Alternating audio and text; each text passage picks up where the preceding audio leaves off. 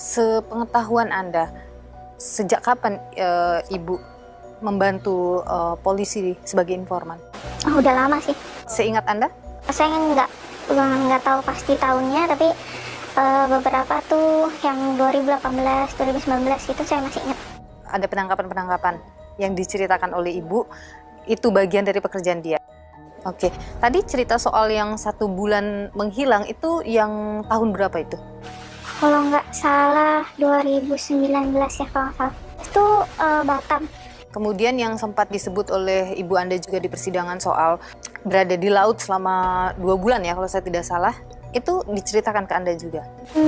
Diceritakan secara spesifik tidak, cuma setelah pas pulang saya tanya kenapa 2 bulan nggak pulang gitu ya.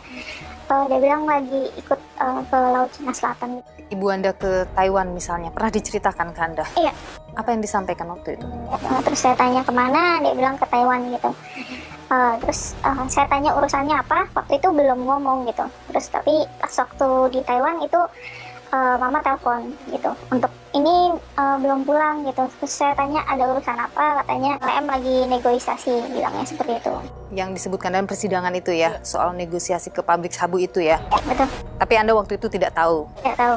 Apa tujuan? Iya, tapi pas diceritakan setelah pulang itu, Bapak Teddy gitu negosiasi di sana gitu, minta disisihkan gitu dan minta 100 juta itu 100 miliar? 100 miliar, iya. Itu saya bilang, selalu bilang jangan seperti itu. Terus dia bilang, mama juga bilang ya dia nggak mau, tapi si Pak Teddy-nya minta seperti itu gitu. Ibu biasa menyebut Teddy Minahasa ini dengan sebutan apa?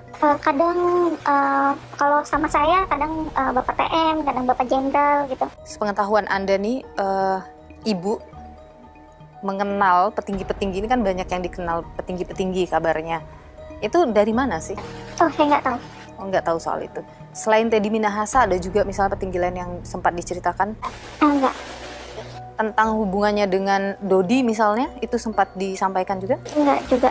Nggak pernah cerita? Pernah cerita. Jadi satu-satunya yang Anda tahu adalah hubungan antara Teddy Minahasa dan Ibu ya, begitu ya. Di luar dari itu Anda nggak pernah dengar ceritanya? Enggak. Jadi kalau kita lihat kan dalam persidangan ini, Ibu Anda sangat disorot dengan melalui pernyataan-pernyataan yang keluar darinya, baik itu terkait dengan disebutkan soal pernikahannya. Anda mengetahui soal itu? Enggak tahu. Tidak tahu soal pernikahannya. Kemudian soal perjalanan ke Taiwan, soal Laut Cina Selatan itu, dan pernyataan-pernyataan itu kemudian dibantah oleh pengacara dari Teddy Minahasa, bahkan oleh Teddy Minahasa sendiri. Anda berkeyakinan Ibu Anda jujur? Jujur. Apa yang membuat Anda yakin? Mama itu sosok yang selalu cerita apa adanya sama anak-anaknya gitu. Dia selalu bilang ke kita anak-anaknya apapun yang terjadi itu jujur yang utama. Teddy Minahasa kan sempat tadi Anda sebutkan ngomong bahwa dia kecewa dengan Ibu Anda. Artinya ada hal yang tidak cocok. Artinya dari dulu sering ada ketidakcocokan antara Teddy dengan Ibu.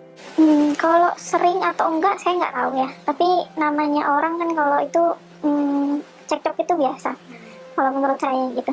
Anda yakin bahwa Ibu banyak membantu Teddy? Iya. Dan kalau sekarang dikatakan bahwa Linda banyak berbohong? Kalau buat saya Mama adalah sosok yang jujur sih. Sebelum ataupun setelah penangkapan, kasus ini bergulir, sempat bertemu dengan Ibu? Iya. Apa yang disampaikan? Pasti Mama itu minta maaf sih. Kenapa bisa ada kejadian seperti ini gitu ya. Itu selalu minta maaf sih ke anak-anaknya gitu. Ada hal lain yang disampaikan, misalnya dia merasa tertekan atau dia ditekan atau dia diintervensi? Itu nggak ada sih. Cuma mungkin karena dia stres berat aja di situ. Dan hanya permintaan maaf yang keluar? Iya. Anda berkeyakinan bahwa kejujuran yang disampaikan oleh Ibu Anda ini akan bisa membantu Ibu? Saya harap iya. Anda 3 bersaudara. Tentu setelah Ibu dalam kasus ini bertiga ngobrol dong. Iya. Apa yang kemudian jadi pembahasan? Apa yang harus kita lakukan pasti gitu. Kita anak-anaknya tetap dukung Mama apapun yang terjadi gitu. Karena kita tahu Mama itu sudah jujur di dalam persidangannya. Mama itu punya impian bahwa dia tidak mau menyusahkan anak-anaknya di hari tua gitu. Jadi kalian akan tetap mensupport apapun yang terjadi. Tuntutan dibacakan oleh jaksa penuntut umum Tapi penentu akhir nanti adalah vonis dari hakim. Apa yang Anda dan juga saudara lain harapkan dari vonis nanti hakim? Semoga mendapat keringanan sih, keringanan hukuman. Bukan bebas. Kayaknya itu nggak mungkin, tapi ya seringan-ringannya. Jadi yang paling adil untuk Ibu adalah Mendapatkan keringanan. mendapatkan keringanan hukuman. Baik, kalau bertemu dengan Ibu, Mbak biasanya bilang apa ke Ibu? Kalau mungkin sekarang ada Ibu juga di sini. Nggak usah mikirin anak-anak gitu ya. Kita bisa, kita akan selalu tunggu mama pulang. Itu aja. Baik, terima kasih banyak ya Mbak sudah bersedia berbagi cerita, berbagi informasi di Niluh. Sehat selalu, tetap semangat.